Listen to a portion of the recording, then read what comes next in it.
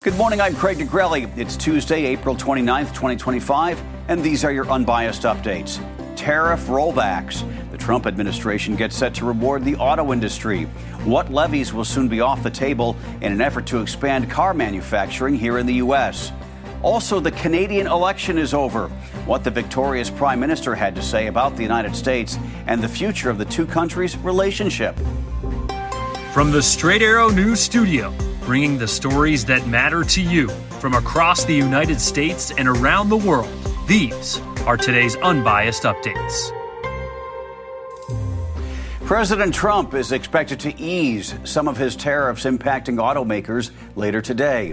While 25% tariffs on imported vehicles and auto parts will remain in place, the levies are expected to be modified so they are not stacked with other tariffs.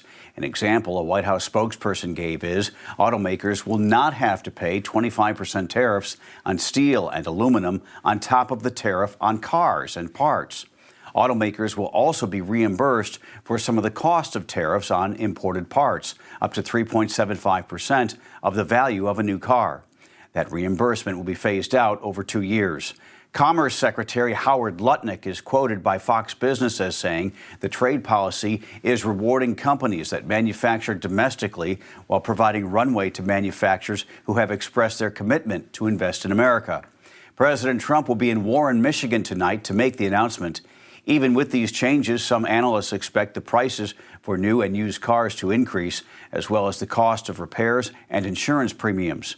The 25% tariffs on imported cars has been in effect since the beginning of this month. The tariff on imported parts is set to take effect on Saturday. Canadian Prime Minister Mark Carney will keep his job after the country's Liberal Party won Monday's federal election. In his victory speech, Carney made it clear he will take on President Trump when it comes to tariffs, as well as the president's repeated calls to make Canada the 51st state. America wants our land, our resources, our water, our country. Never. But these are not idle threats. President Trump is trying to break us so that America can own us. That will never, ever happen.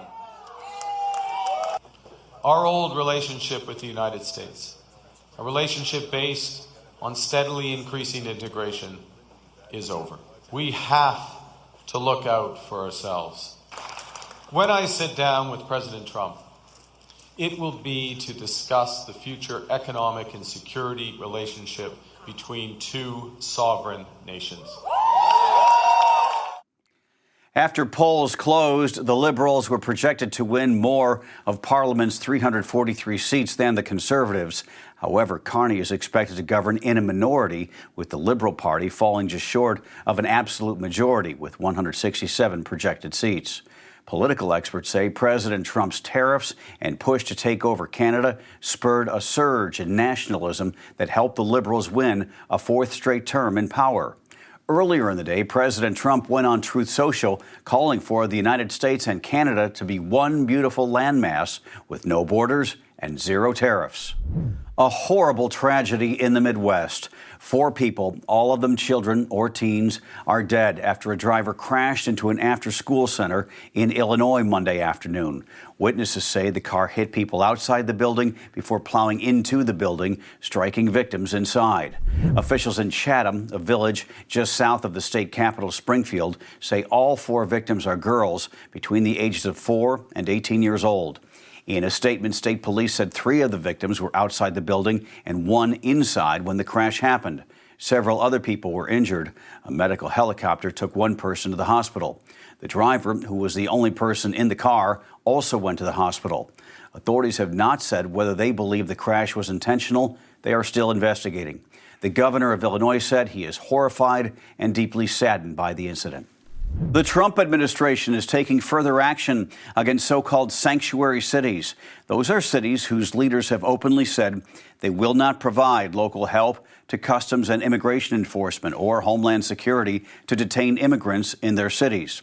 President Trump has now signed an executive order directing the Attorney General and Homeland Security Secretary to publish a list of state and local jurisdictions that, quote, obstruct the enforcement of federal immigration laws. It also calls for the federal government to pinpoint which government funding can be cut off to those cities identified as sanctuary cities. The move comes after a federal judge ruled the Trump administration cannot withhold funding to such cities that have passed laws preventing cooperation with immigration officials. Among the major cities whose mayors have openly challenged the Trump policies, Boston, Chicago, and Denver. The order also stipulates holding state and local officials accountable for willfully and unlawfully overseeing the obstruction of criminal laws. The United States and Mexico have reached an agreement for Mexico to immediately send more water from the shared Rio Grande Basin to Texas farmers. It comes after President Trump threatened tariffs and sanctions earlier this month. A joint statement released Monday did not give specific details of the deal, but said both countries agreed that the 1944 treaty regulating how the water is shared was still beneficial for both countries and does not need to be renegotiated.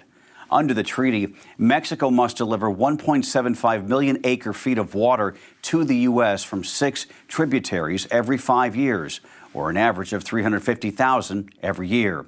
An acre-foot is the amount of water needed to cover 1 acre of land to a depth of 1 foot. At times, Mexico has fallen short with its delivery to the U.S., leading to severe water shortages in the Rio Grande Valley for farmers and ranchers, killing crops, impacting jobs, and threatening the overall economy there. Texas is currently experiencing drought conditions, which heighten the need for water delivery. Finally this morning, the only black, all-female unit to serve in Europe during World War II will be presented with the Congressional Gold Medal today. The 6,888th Central Postal Directory Battalion, more commonly known as the 6888, is credited with solving a mail crisis during its stint in England. They cleared a backlog, get this, of about 17 million pieces of mail in just 3 months, twice as fast as expected. The battalion went on to serve in France before returning home. Like many black units during World War II, their contributions never received their deserved attention until now. One official from the National World War II Museum said there are only 2 women still living out of the 855 who served in the unit. And it's a long time coming in more ways than one. Congress voted unanimously in 2022 to bestow its highest honor on the 6888. Well-deserved, and congratulations. That's fabulous. Those are your unbiased updates for this Tuesday. Before we go, we have some news to share with you. StraightArrowNews.com and the Straight Arrow News app are getting a new look. Starting tomorrow, we're putting an even bigger emphasis on making sure you get all the necessary, unbiased facts you need about the stories around the world that impact you. We'll have a more detailed look at what's changing in tomorrow's episode of Unbiased News, so make sure to tune in.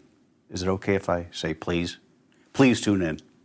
All right, that's Straight Arrow News for this Tuesday. I'm Craig DeGrelli. Have a great day.